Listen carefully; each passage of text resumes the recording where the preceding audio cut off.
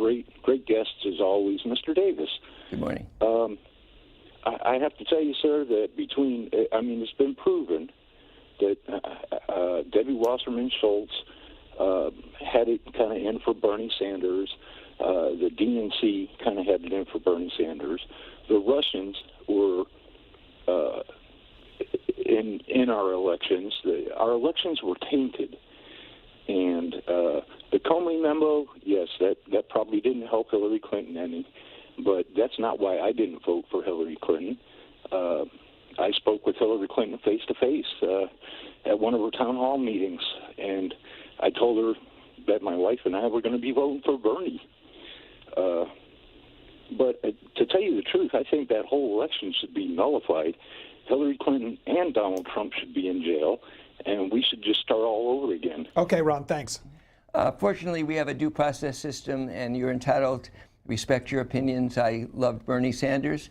Debbie Wasserman Schultz did not cause Bernie Sanders to lose to Hillary Clinton in all the primaries by 4 million votes. So your support for Bernie Sanders, I completely respect. I truly did respect and admire Bernie Sanders. He lost to Hillary Clinton by 4 million votes, and she won the nomination fair and square, including a majority of the elected delegates, not counting the superdelegates. So she won fair and square, and Bernie Sanders did his best to help elect her because he saw the danger of Donald Trump. With all due respect, sir, you're putting Hillary Clinton and Donald Trump in jail is not consistent with the due process clause of our Constitution, and certainly not consistent with what Senator Sanders would say about Hillary Clinton, who would have made a great president compared to the one that we have now. From Michigan, Independent Line, Brian, you're next. Good morning, and thank you very much. I agree with what you say about the FBI and James Comey, but I disagree with what you say that's why she lost the election. She lost the election because she played the race card against white America. In 2008, she played the race card against black America. And now in 2016, she played it against white America. And it's taken off like a wild storm. Look at the social temper now. And she just played the race card. I remember when she told me, don't you pick on my blacks, Mexicans, transgenders and all that. She directed that at white America. And so I had no choice but to go some other direction. I was a lifelong Democrat. Thank you very much. Mr. Davis. Well, of course, I respectfully disagree with that. You have a right to your opinion, sir. I look at America as one country. I don't think of white versus non-white America. I'm sorry that you feel that way. I would say to you that 3 million people more than the total that Donald Trump won disagree with you. So at the very least, you're in a minority view, and right now Donald Trump at 40% approval, which they're high-fiving about at the White House. 40%, wow. That's the lowest approval rating in the history of the presidency for a person after his first year in office. So you're in a minority that sees this in racial terms rather than on the merits. Hillary Clinton, in my opinion, we just respectfully disagree, sir, would have made the better president than Donald Trump. Mr. Davis, you cite polls. If you take a look, I pulled this from CNN's website from November 9th, and it's according to the exit polling, she was already losing in a lot of key constituencies for her. Latinos, African Americans, the young, they don't know how much to the degree that the Jim Comey involvement is, but she was already kind of losing with that. Would you admit that? Well, she definitely was losing because she lost the Electoral College. She won by 3 million votes, so she must have been winning among a lot of people. But what we know with certainty, and I don't offer an opinion here, the facts simply state that on October 28th in the morning, every single public opinion poll, including all those constituencies, gave her a 5.9% national popular vote margin and a 332 electoral vote margin on the morning of October 28th. Larger than Barack Obama had at that point in his campaign in 2012 over Mitt Romney. And within 10 days, she dropped like a rock, and nothing happened other than saturated media coverage with a national headline that she was under criminal investigation. A lot of those voters by November 9th and after were thinking, as much as I would like to see Hillary Clinton president, or maybe I don't like her, but I don't want Donald Trump, stayed home.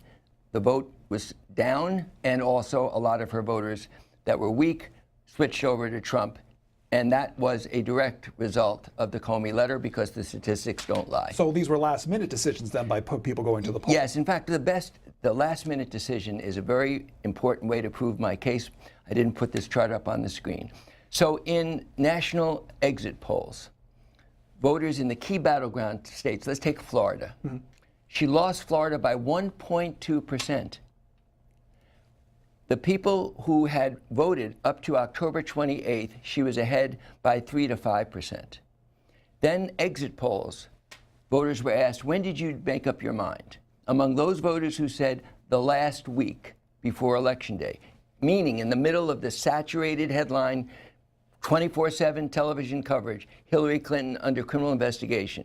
While she lost the entire state by 1.2%, she lost the last week deciders by 30% to Donald Trump.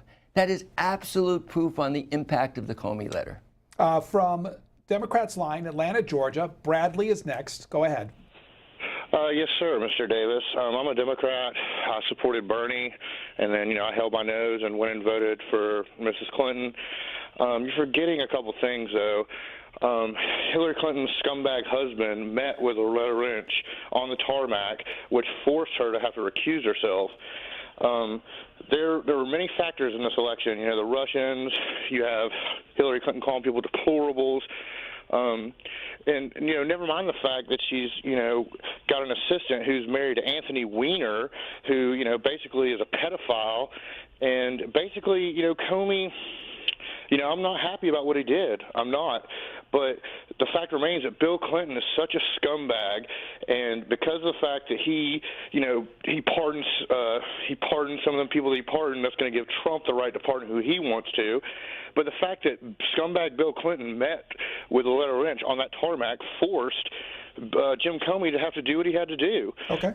Bradley, thank you. Well, first, you get your facts wrong. You're entitled to your opinions, but you're not entitled to your own facts. Loretta Lynch recused herself. Sally Yates, the Deputy Attorney General, had the full authority to order James Comey not to send his letter. She sent her opinions to staff people that he should not, that it would be a violation of the Justice Department's 50 or more year policy. She never picked up the phone and ordered him. So get your facts straight. It had nothing to do with Loretta Lynch. Sally Yates was the deputy. Secondly, you're certainly an individual that uses adjectives, pretty harsh adjectives. I won't even repeat the words you used about President Clinton. I don't know whether you look yourself in the mirror and say whether that's a fair thing to do on national television, but let me at least describe to you what a minority that you are in as an opinion.